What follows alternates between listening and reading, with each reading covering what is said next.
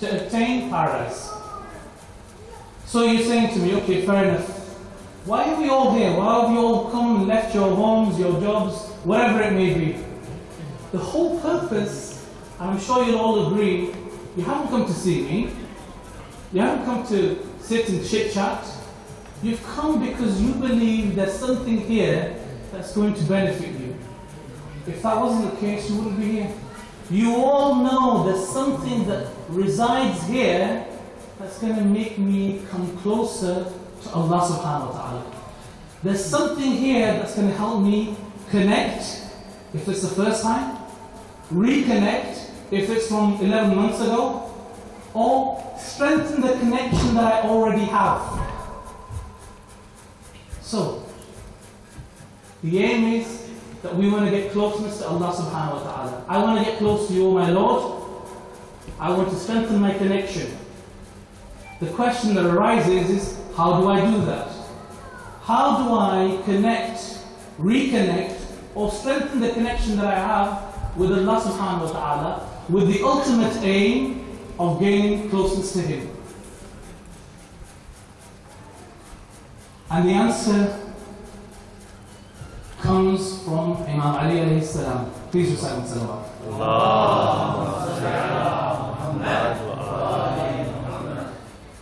Where he talks about gaining a greater awareness of Allah subhanahu wa ta'ala allows you to gain closeness to Him. When he states in Nahj al-Balagha, أول الدين معرفته.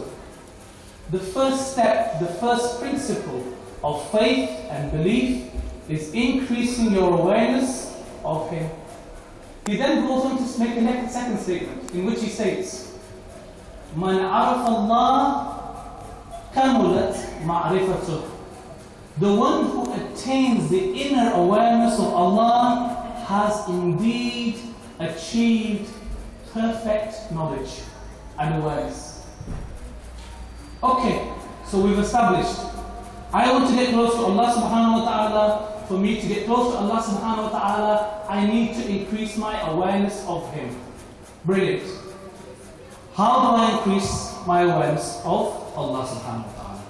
And the answer again comes from the Holy Prophet and Imam Ali in a statement that I'm sure you're all aware of, in which both of them have stated, Man arafa nafsa faqad arafa rabbah. The one who knows himself, his own nafs, knows or will in turn gain awareness of Allah subhanahu wa ta'ala. Okay, so we moved on another step. By gaining awareness of myself, I will in turn gain awareness of Allah subhanahu wa ta'ala. What about myself? Do I need to know how I dress, how I look, how I eat, how I sleep? Or is it more general than that? What part of me or my nafs do I need to know? So let's analyze what's been said. Man arafa nafsahu faqad arafa rabbah. The word that's been used, the one who knows his nafs, will in turn know his Lord.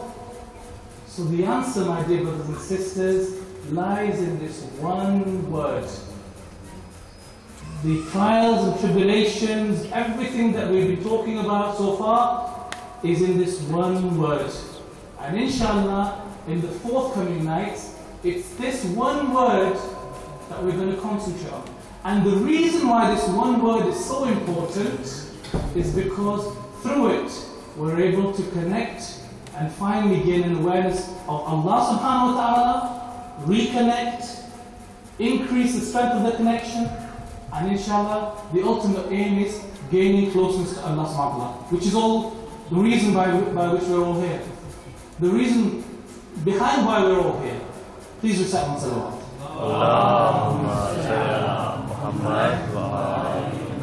So somebody may say, okay, Hassanain, brilliant. Nafs. Why do I need to know about my nafs? What's so important about it? Well, let's not listen to what I've got to say because I'm not important. Let's hear what the Holy Prophets and the Imams have said about it.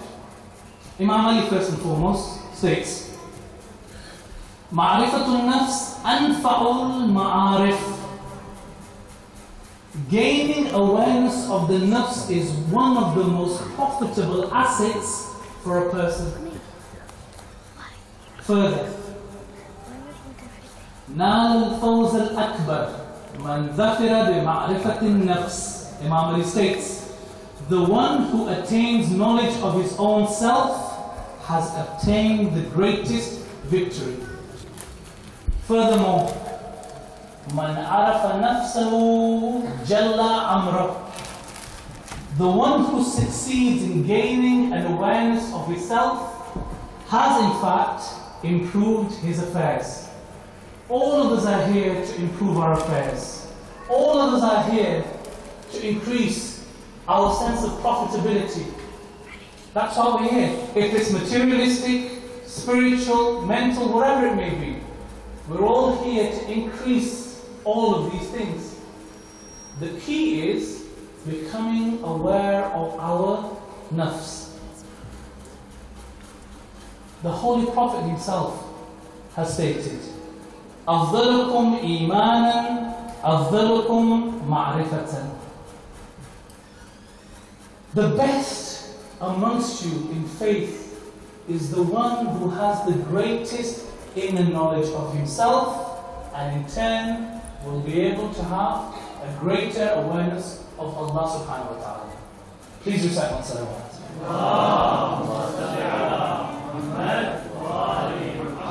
Allah subhanahu wa ta'ala himself has stated in Surah Al-Shams, in verses number 9 and in number 10, he states, بسم الله الرحمن الرحيم قد أفلح من زكاها وقد خاب من دساها. Truly, the person who has purified his nafs is successful, and the one who stagnates it, who suppresses it, is the one who has failed. And in essence, this is what the whole month of Ramadan is all about. Purification of the thing that really matters. So the question that comes now, what is the nafs? Well, it's quite difficult to precisely give it an English terminology, but it incorporates a number of things. So whenever we talk about the nafs, from henceforth, please keep in mind the following. The nafs is yourself, it's also your psyche, it's also your ego, and it also refers to your soul. It's in fact a combination of all of these things together that equates to what the nafs is.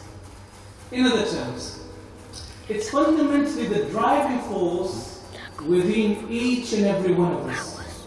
It's who you are in your personality, in your character today. It's who you are as an individual. It's all of these things put together. Now there are principally 3 stages to the nafs. Because remember, how can you go about perfecting something when you don't even know what it is? When you haven't even defined it? So what is the nafs? We've defined it as all of these things. The self, the ego, the psyche, the soul.